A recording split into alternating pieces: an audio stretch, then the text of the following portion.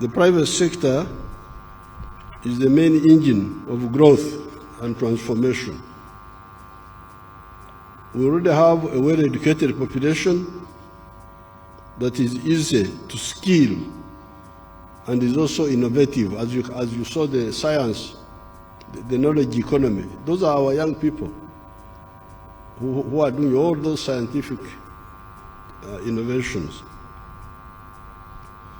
In order for the economy to grow, the only thing I can add on now, because I don't want to give a long speech, in order for the economy to grow even more, we need to be competitive in the products we produce. And the minister conveyed my message very emphatically, which I will repeat at the end of this short speech. But in order, we need to be competitive in products and services we produce. Our products and services must be cheaper and of better quality than products from other countries. In order to achieve that, we need affordable electricity, which is already being worked on. Because for you to be competitive, you need cheap electricity. And we are working on that, as you saw here. We need low-cost money for the wealth creators, which is already available in the forms of PDM, Emyoga, and UDB loans. I really want to render irrelevant these money lenders and all these people who suck our people. We shall continue putting money in PDM, in Emyoga, in UDB, so that the people who want wealth creation have soft money, money which is not very expensive.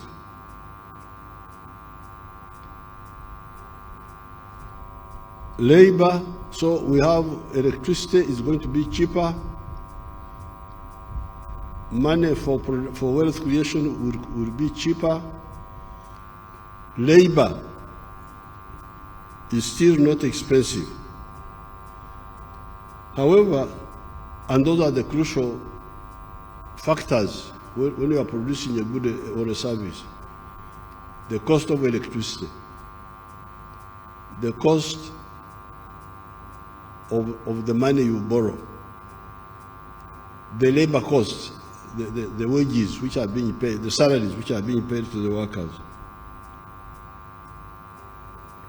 However, to further handle the issue of the cost of production that to render products and services competitive. Correct this in my speech. This should be uncompetitive. We must reactivate rail and water transport for cargo. This is what is missing now. Electricity is being worked on, money for borrowing, for production, not for importing. We are not giving you soft money for importing. If you want to import, you go to the money lenders. You go to these other fellows, the commercial banks. But if you are a wealth creator, we have money for you. The cost of labor is still low. But how about the cost of transport? Transport, not for people who are going to nightclubs.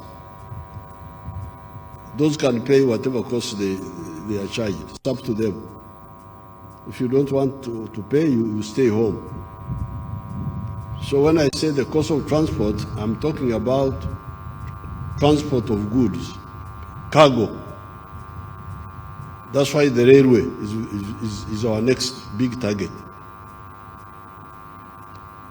Railway for the goods, and especially for the goods, even people, but mainly for cargo.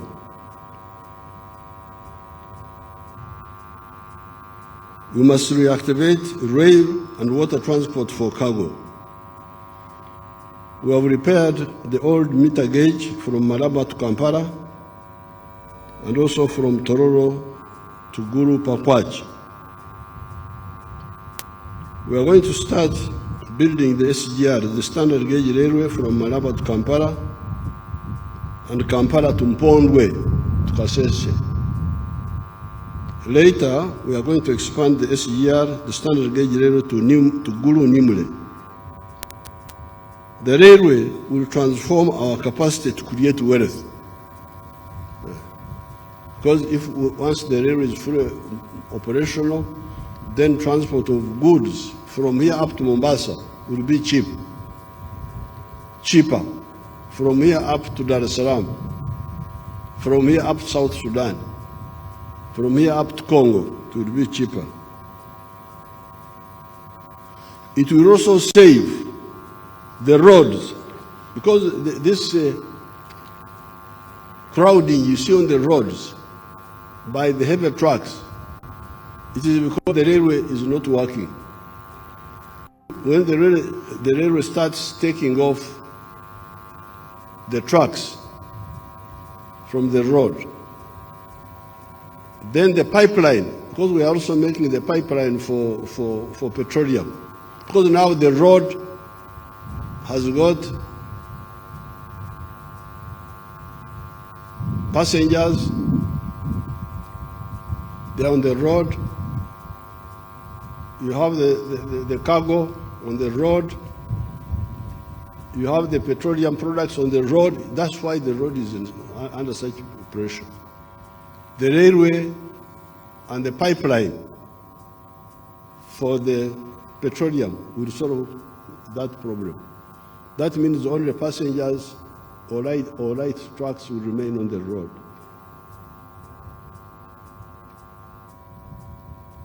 It will cause less pollution and consume less fuel, because on the road you spend a lot of fuel stopping, because of the slow movement.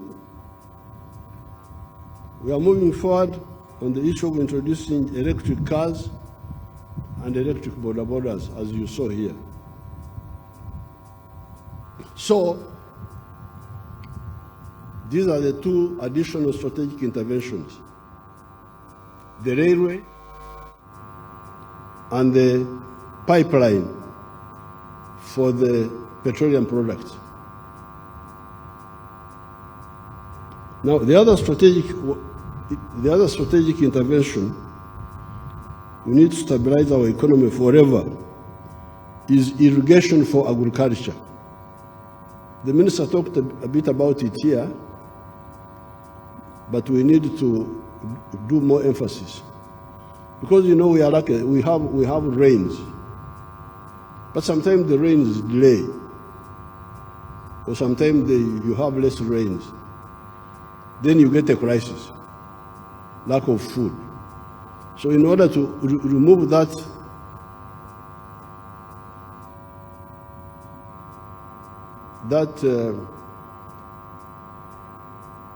occasional disturbance, we must have supplementary agriculture arrangements.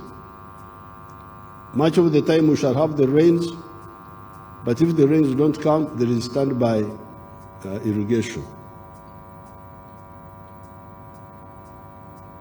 With this, plus what I said in the State of the Nation address and what has been said in the budget, there is nothing that will impede us. Because you remember in the State of the Nation address, I addressed the issue of regional integration, solve the issue of the market. The NRM is a mission-led organization. We don't come into politics to improve our CVs. Former this, former that, please. We are not here to improve our CVs. No, please. We started fighting from the 1960s because we had historical missions. We had aims. That's why we cannot move. We must achieve these aims, and we have achieved them, as you can see. We have achieved some of them.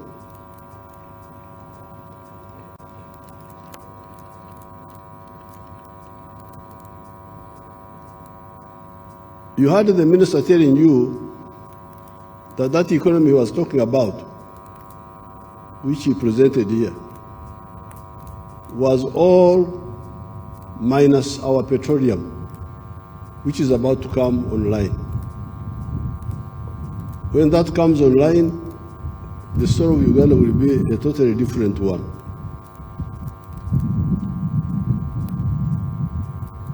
In a short while to come, our petroleum will start coming from the ground.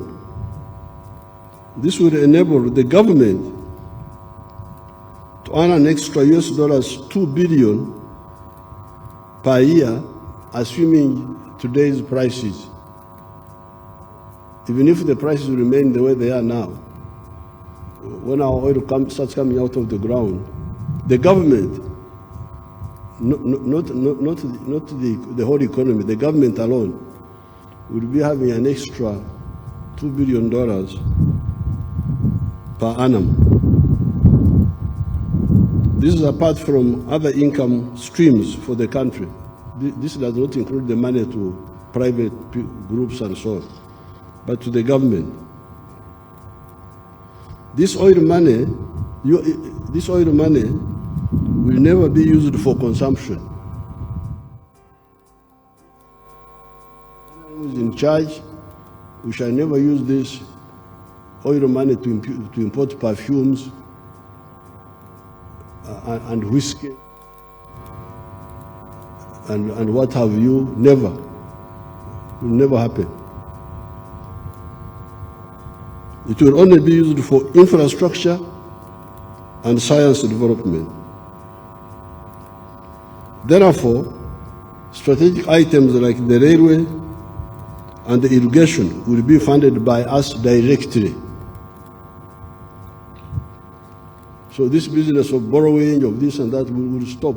For the infrastructure, for the railway, the power stations, and the science infrastructure, we shall use this oil money to do that, but not to import those takatakas. No, those ones you continue the way you are doing now.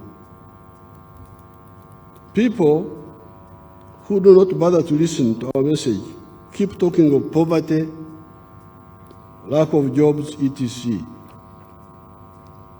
You had I'm very happy the minister and his staff, finance, are now finally capturing properly the message of the NRM.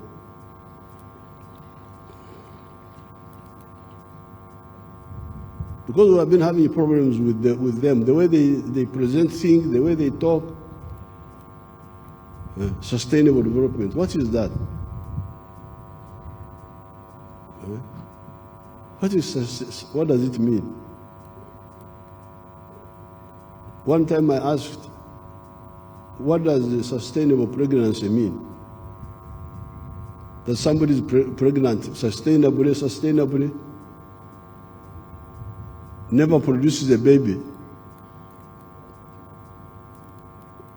Nature provides that you have quantitative growth and qualitative change. Pregnancy, after 9 months, becomes a baby.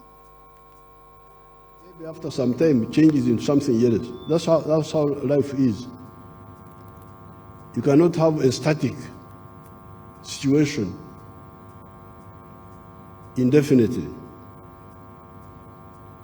So we are very clear that prosperity means an adult person participating in producing a good or a service and selling it.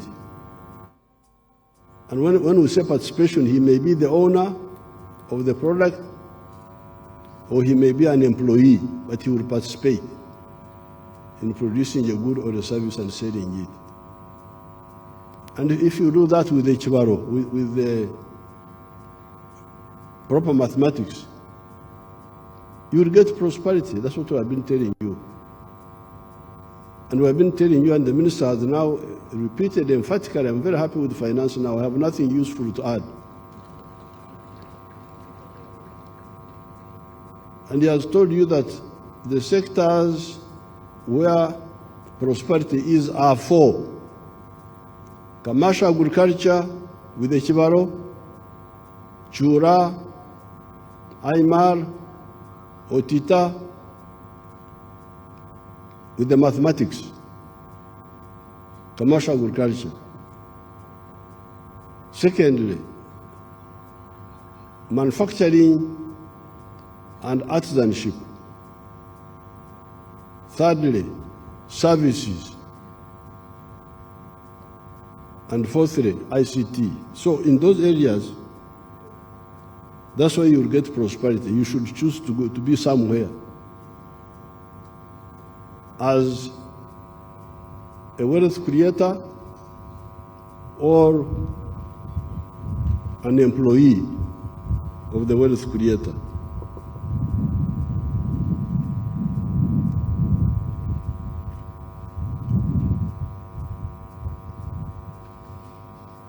Now, those who bother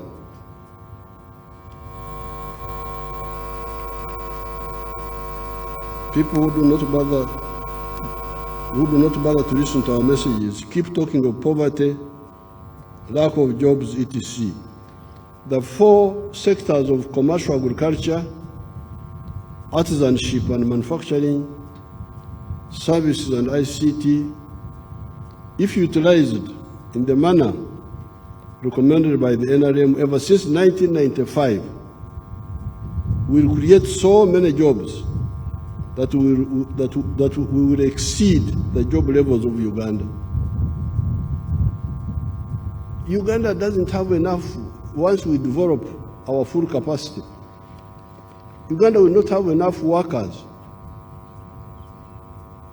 And by the way, this one happened during the time of the British, when they introduced a few activities here like coffee and cotton and sugar.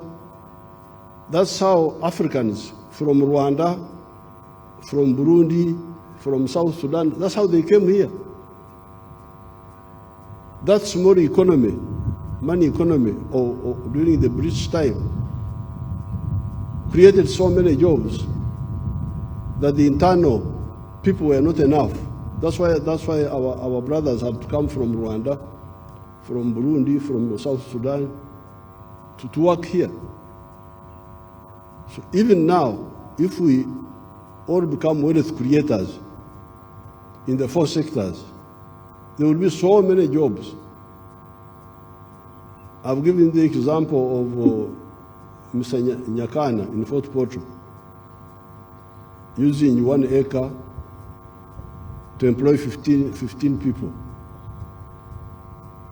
And we calculated that if 7 million people did that, we would create more jobs than the whole population of Uganda now. But as of now, we already have 922,000 people employed in manufacturing. Show those factories again if you have them.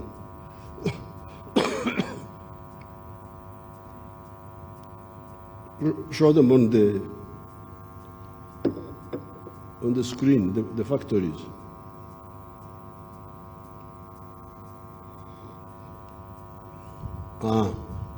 Those are now.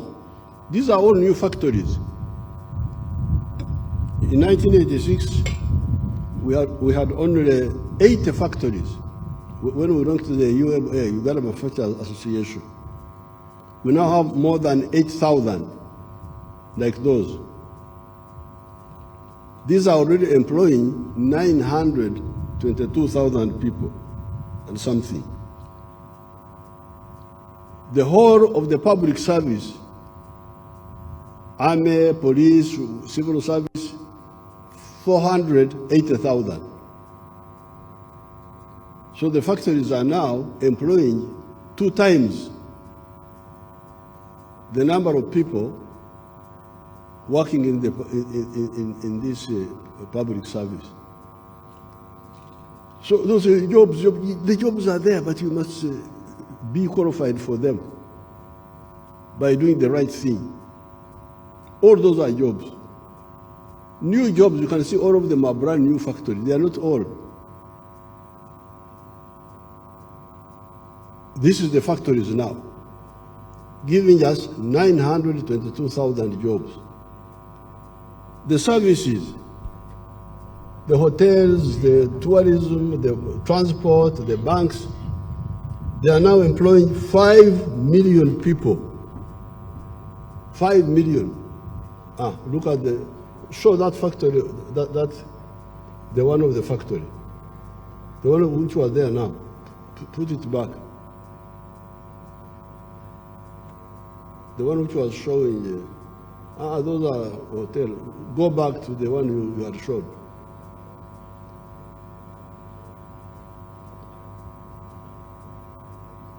Was a factory where workers were seated. No, there's another one which was bigger. There was a bigger one. Anyway, they are all the same. You can see how many people. Jobs are there. Look at that. Look at that group now.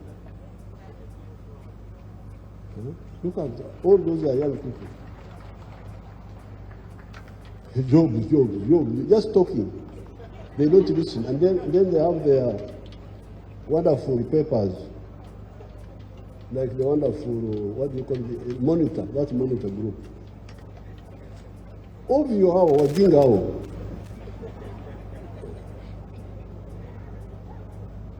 They are like enemies of Africa.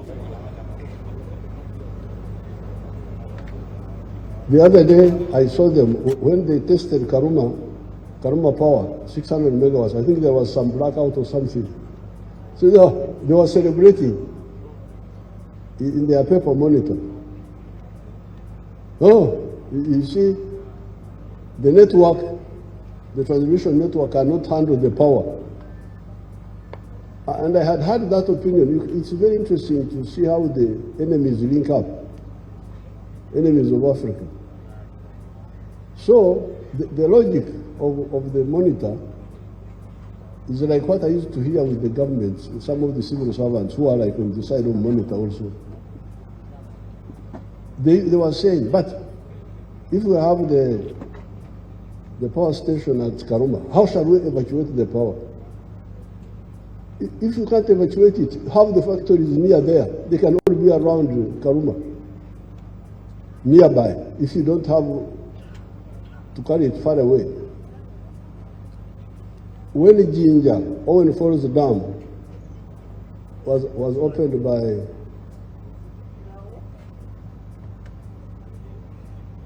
Queen Elizabeth in 1954, the electricity was only in Jinja. That's why the factory is concentrated there. The original factory. We didn't have electricity in Mbarara. We didn't have Kabari. We didn't have. But it was enough that it was in one part of Uganda and all the factories congregated there. That's a step forward. If the electricity is there, if you can't distribute it far away, let the people use it from nearby. That's not a problem. That's a step forward. It's not something to mourn about and demonize.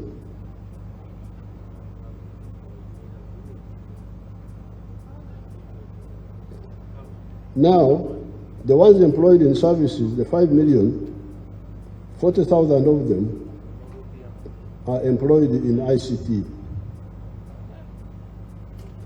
Then 66,000 are employed in mining and quarrying.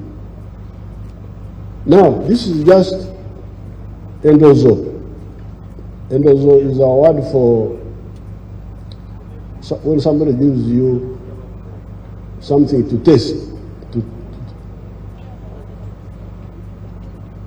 In Ntungamo, at the trading center, if you found the women selling local beer, you could say, Mbaze Mundoze, give me the Jaribu first, the test, let me test. He tests this one, so it's not good. But by the time he has finished 6, he's drunk, and he says,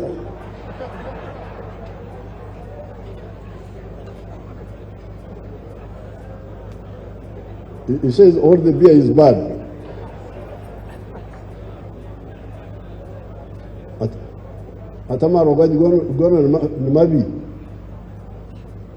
So here, what we are showing you, you show the hotels. They are started showing the hotels, the services, in the picture.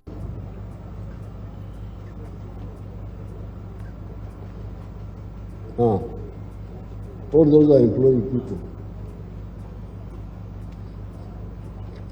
And here in my small speech, I also have those pictures there.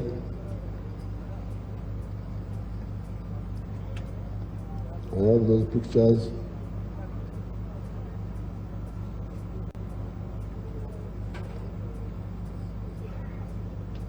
Therefore, I want to repeat what the Minister said.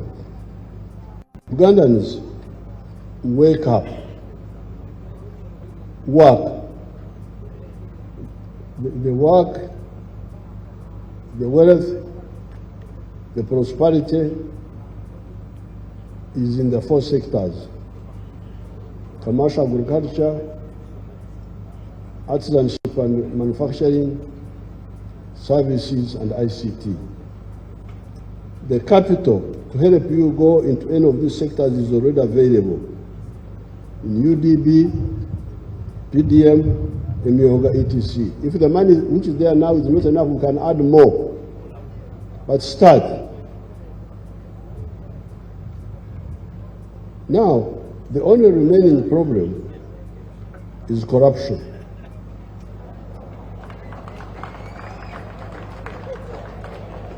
As I said the other day,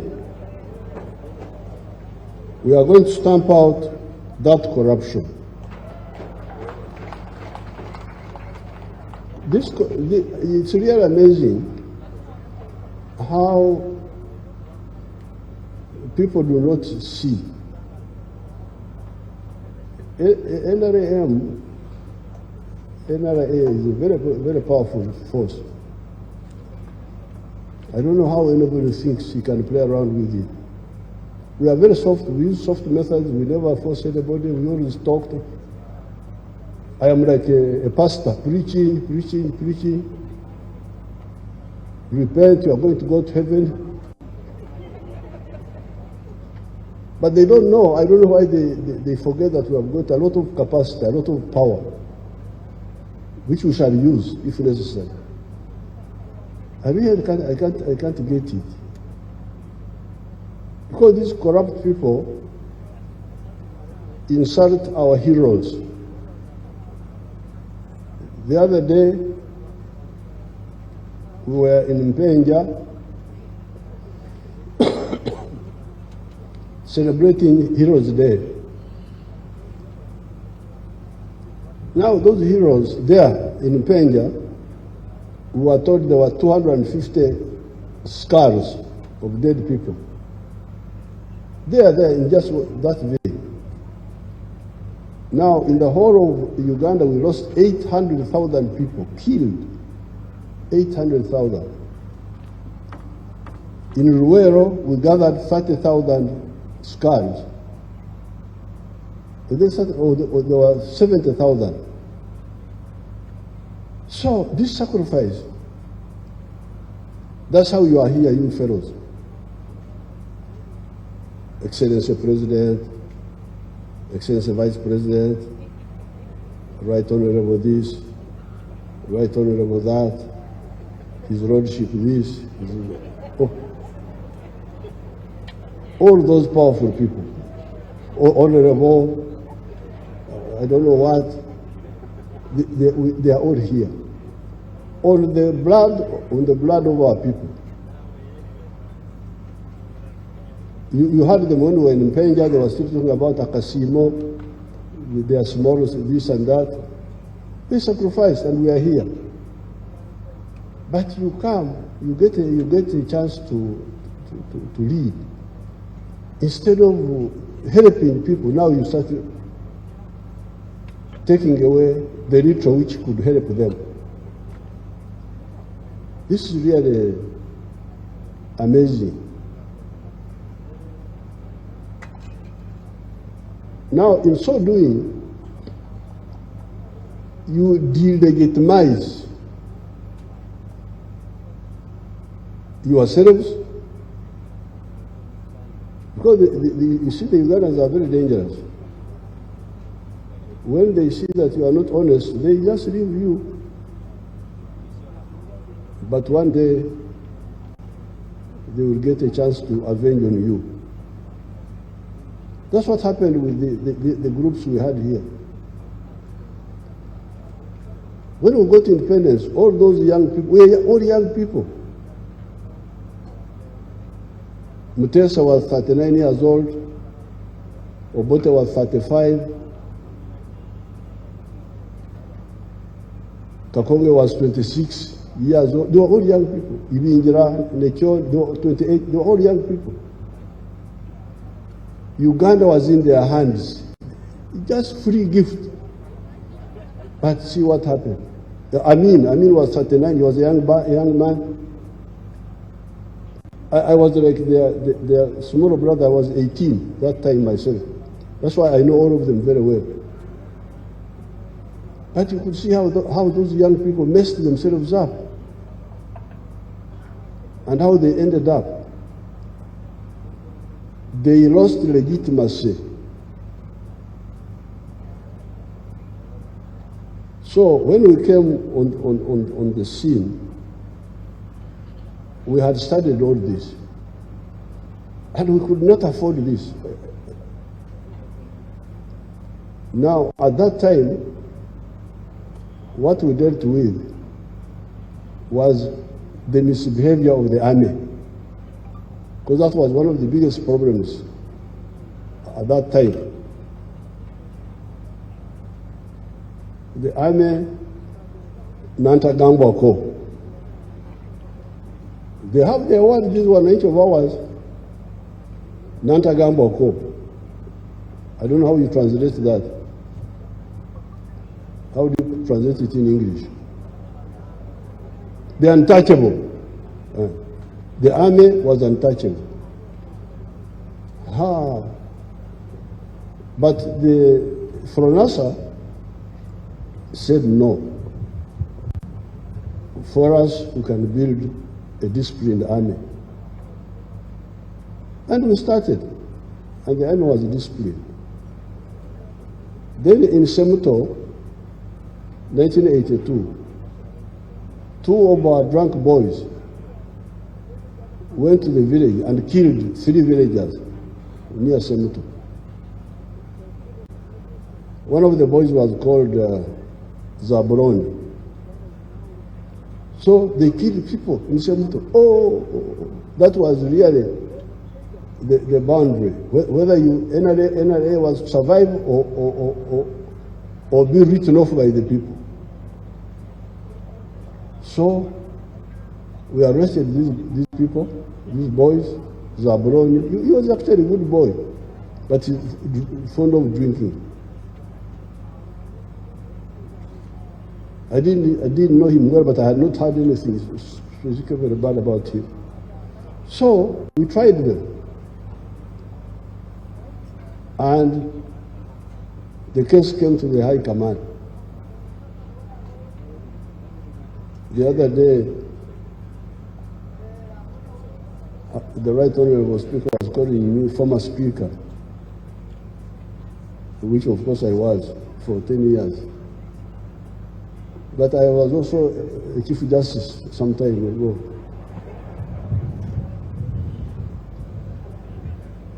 So In the high command, we had somebody who had studied law at Makerere, a man called Jim Muhezi. Then he told us in the meeting that, you see, what killed the people in Semuto, Murule, the place is called Murule. What killed the people in Murule was not Zabroni. It was the beer inside Zabroni.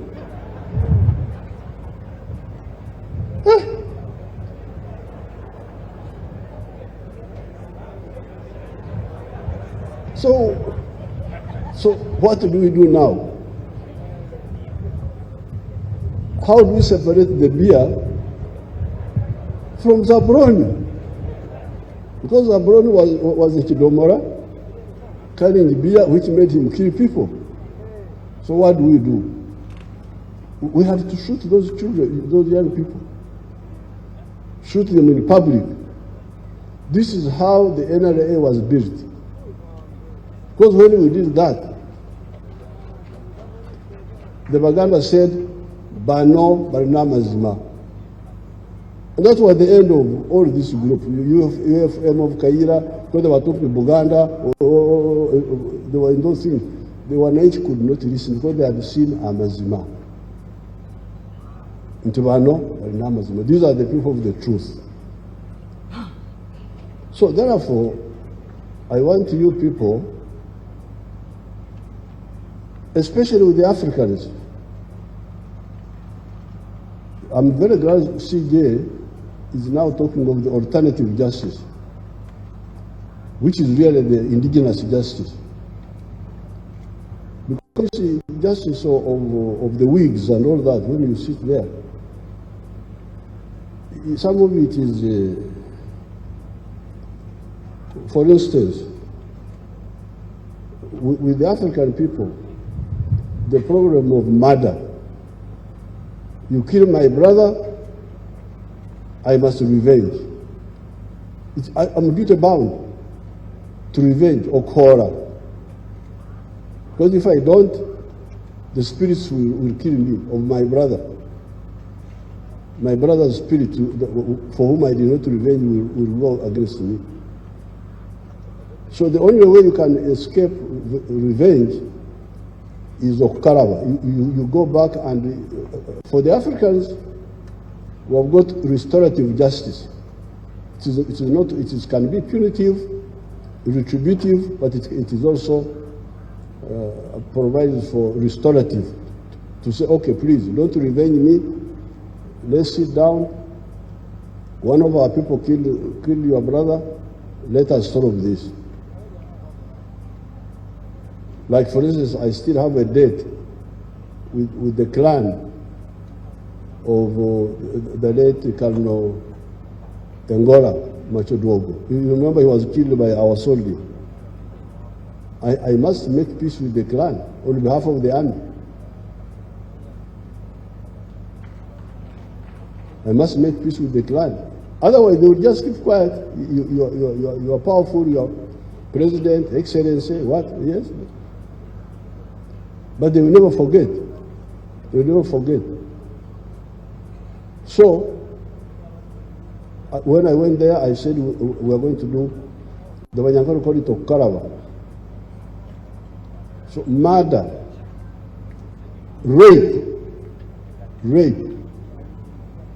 that is an unforgivable sin. It must be sorted out, it must be fully accountable. Other things like fighting in the bar, what, they mix up things. There are things which are very serious.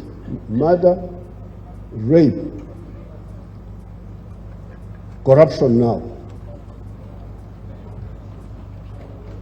Corruption is very, very, very, very dangerous.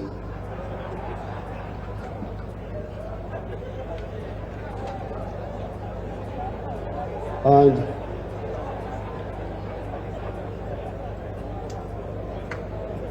don't involve me in your struggles with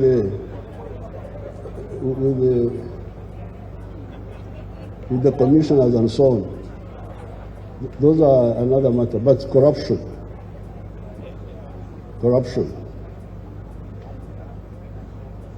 So these three murder, rape must be fully accounted for and promptly. So therefore, we should be very careful with some of these concepts. Some of them foreign, but some of them distorted.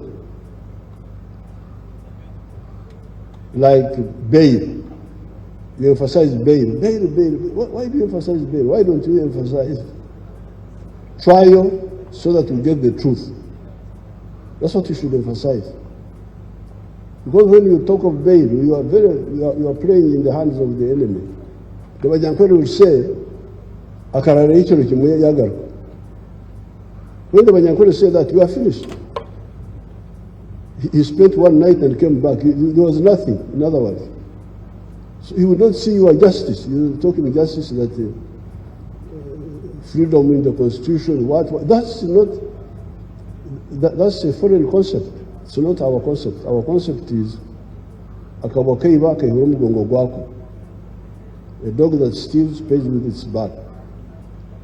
So you must handle it quickly and decisively.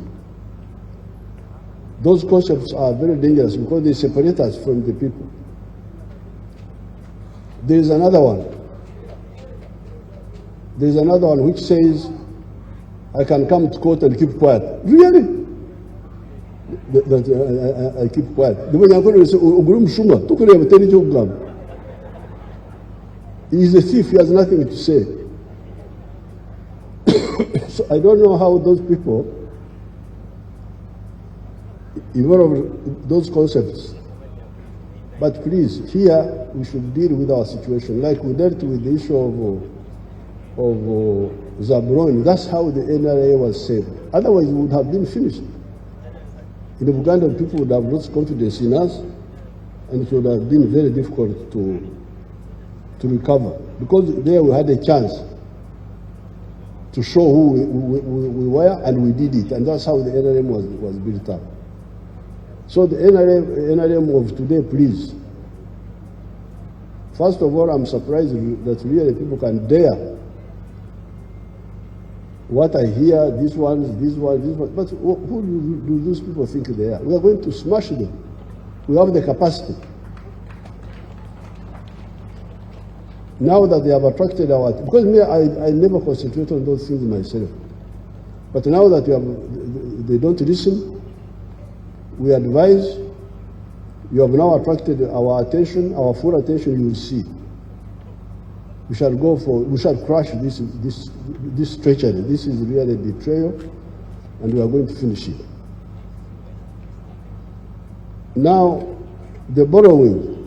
I'm glad the minister explained these newspapers with their radios, they create panic among you people. Debt.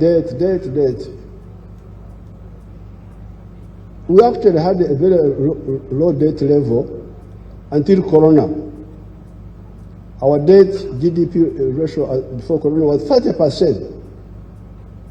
Very low. Some people pushed, and we found we had reached 40%. But I don't believe in borrowing. My view is that I don't believe in this borrowing. I believe in cutting our cloth according to our coat according to our cloth, and that's what we should be doing. Now, finally, the talk of external shocks. External shocks. Which one is now? That there was a war in Ukraine, and that you are importing wheat from Ukraine and Russia, and now you are going to die. Hey, but why don't you eat muhogo? You remember I said, why don't you eat muhogo? Why do you eat wheat in the first place? Me, I don't eat wheat. I don't eat rice. I have my foods. For the last 8 years, I have my foods. The only time I ate rice was when I was in Tanzania. fighting Yamin. So the external shocks, which ones now? Now the only one we have is petroleum. That one we are still importing from outside. Very soon we shall have our own petroleum. So therefore, let's concentrate on our strength and stop all this diversion.